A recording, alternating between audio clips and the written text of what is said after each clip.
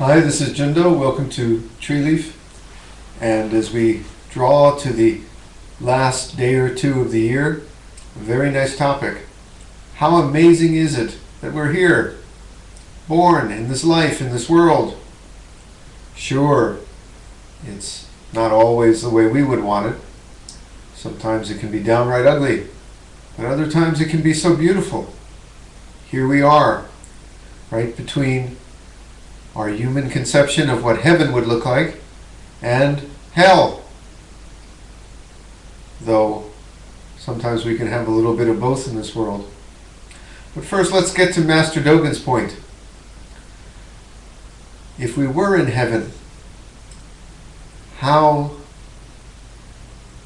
beautiful it would be. We'd have everything we wanted.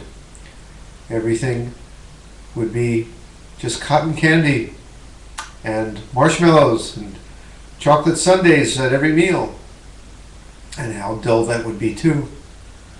I mean, it might be wonderful for, I don't know, the first few thousand years. But then you get a little sick of all those chocolate sundaes.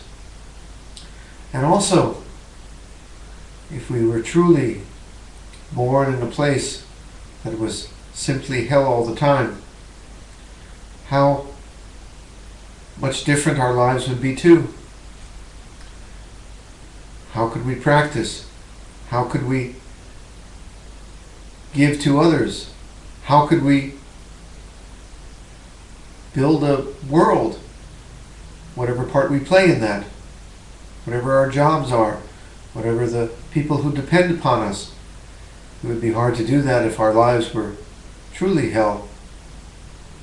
Somehow most of us in this world live in between, in this amazing place where there's just enough sunshine, just enough oxygen, just enough water to sustain us, to let us have these bodies and sophisticated minds, all the stars in the sky, all the history of physics, chemistry, and biology somehow came down to us being here. And here we are, on a planet that's not too hot, not too cold, not too dry, not too wet, just enough to let us have these lives. And again, if I was designing this world, it's not exactly the way I might do it, but you gotta admit, it's not too bad. It's not perfect. There's disease and war, a lot of things we have to fix on this house. It's got some leaky walls and broken windows. We have to fix some things in this world. We have to fix some things with ourselves too. But it's not bad. And it's amazing we're here. That's Master Dogen's point. Somehow the universe put us here where we can live, where we can practice, where we can hear the Buddha's teachings, where we can live this life.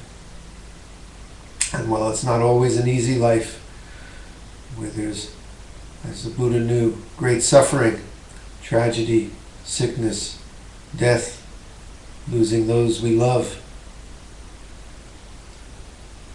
yet it is a beautiful life too. We need to end the war, we need to end the disease, we need to comfort the suffering child in this world, feed the hungry. Yes, there's a lot of things we need to do, but still, it's an amazing and beautiful world. And here we are. Maybe the reason we are here is to build a world in which it will get better and better, where there eventually will be no wars, and civilization can do something wonderful. I like to think so. I like to think that we're reaching in that kind of direction. But for whatever purpose we're here, it's up to us. We can make this a world with fewer hells, more bits of heaven, or at least more places of peace and goodwill, where people can live together comfortably and in harmony. We can build that in this world. And it's amazing that we're here to do that. Now, I think if there is one strong bit of evidence that something like karma, cause and effect, fate if you will, something like that is in the works, you could call it God. It's that I don't think we popped up here by chance. Too much was involved. Face it, we shouldn't be here. One little misstep in evolution's road, one meteor that hit the planet a little harder than it should have, one star that was in the wrong place, one event of history that took a different turn, and we wouldn't be here. But yet here we are. And I always feel that it's evidence that something is afoot.